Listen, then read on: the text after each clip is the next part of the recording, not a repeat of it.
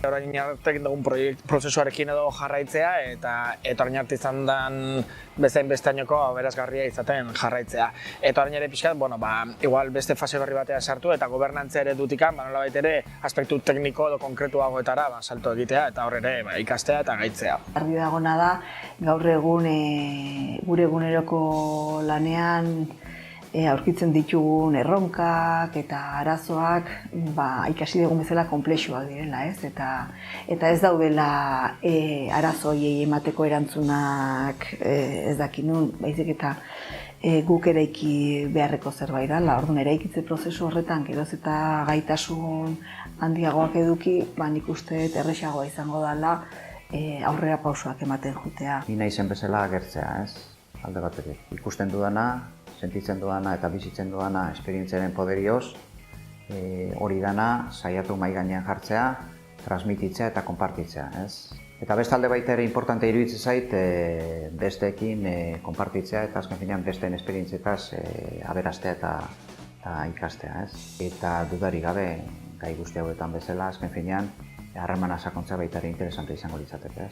Nire eguneroko lanean, enpresekin erlazionatzea normala da, bilera asko egite ditugu informazioa elkarbanatzeko, proiektuak aurkezteko eta proiektuak aurrera eramateko, eta prozesu horretan gaitasunak hobetzen baditugu, fasilitazio lanak indartuaz eta errekurtso gehiago edukiaz, hori oso ona da, gure egunerokotasuna sumatuko duelako eta hobetuko duelako gure lana.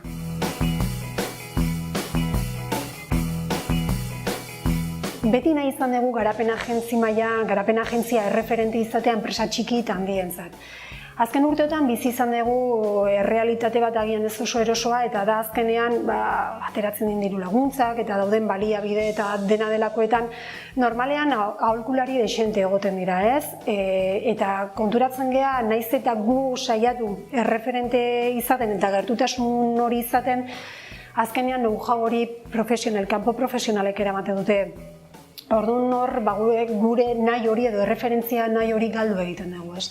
Horren garapen agentzi bezala gustatuko litzaidake erreferentzia hori lortzeko enpresa txiki eta ertainen artean agian know-how hori gure etxean geritzea eta agian beste kanpo profesionaletara zabaltzea. Agentziak lehenengo lerroko entitateak direla eskualdetan errekonozitzea, nik uste dut espektatiba zuzenena dela orain momentu honetan. Iraurgi Berritzenen lan egiteko modua aldatu egin dugu eta honek eskatzen du guk pertsoneki teknikuek ere lan egiteko moduak aldatzea, ez?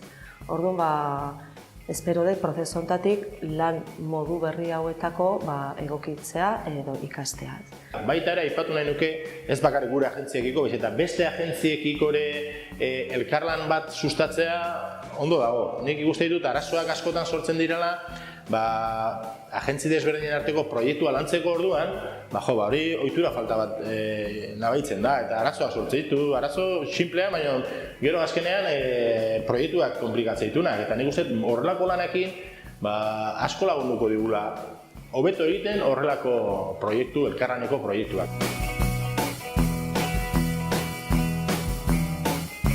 Gipuzko Fondondi baita aldatu du bere era batean, ezta?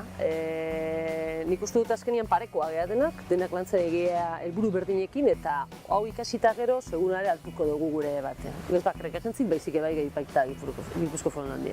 Espero detena da, behaiek planteatzea, behaien estrategiak, guri entzutea baita ere, Baiarako realitatetik ze espektatiba dauzkeun, eta gehien bat hoi konpartitu eta etorkizunen gukin kontatzea, eozin programa, eozin estrategia, eozin gauza lantzea dijoala Foru Aldundia, gukin kontatzea, konfiantza eta harreman hori areagotuta.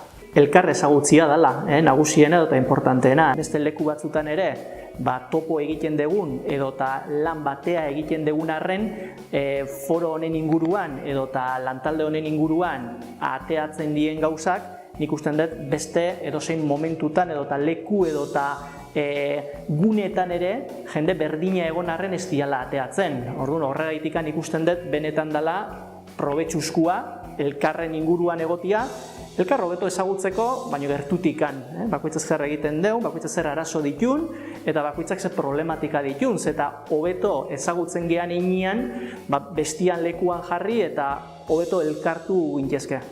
Nik hemen denbora gutxi damakit, baina bai orkestrako kidei eta gainontzeko agentzitako kidei entzunda, badirudi aurreko urteetan politiko horren figura faltan bota dela. Hortaz, ikusten dudana da, aurten alde batetik konpromiso estuagoa, foru aldundiaren partetik, eta espero dudana da, konpromisoi abendura amaiera arte mantentzea, eta gerora etorriko dian programa eta laguntzak enpresa txikien beharretara hobeto egokituta egotea eta iraunkorragoak izatea.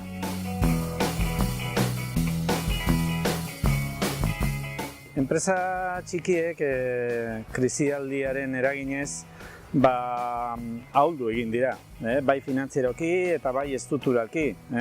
Beraz, betiko zailtasunei apur bat ahultasun hori gehitzen jaki ezta. Facilitadoren prestakuntzak espero dut albideratuko digula, zelabait arazo horiek gaindeitzeko formula berriak edo erramintzak azken finean eskuratzeko eta laguntzeko gainditze prozesu horretan. Beraien beharrak, arazoak eta proiektuak bideratzeko baliabide gehiago izatea. Bukaeran honen helburua izango litzateke nolabait gai izatea enpresak dituzten beharrei erantzun bat fasilitatzeko, errazteko, laguntzeko. Beti ere oso kontziente izan da enpresa txikiak eskatzen duen gertutasun hori, konfidantza hori, mimo hori. Guzti hori kontuan izan da. Beraiek askotan esaten digute, erakundek ez gaituzue entzuten, ez dakizue guri benetako errealitatea entzuten ez.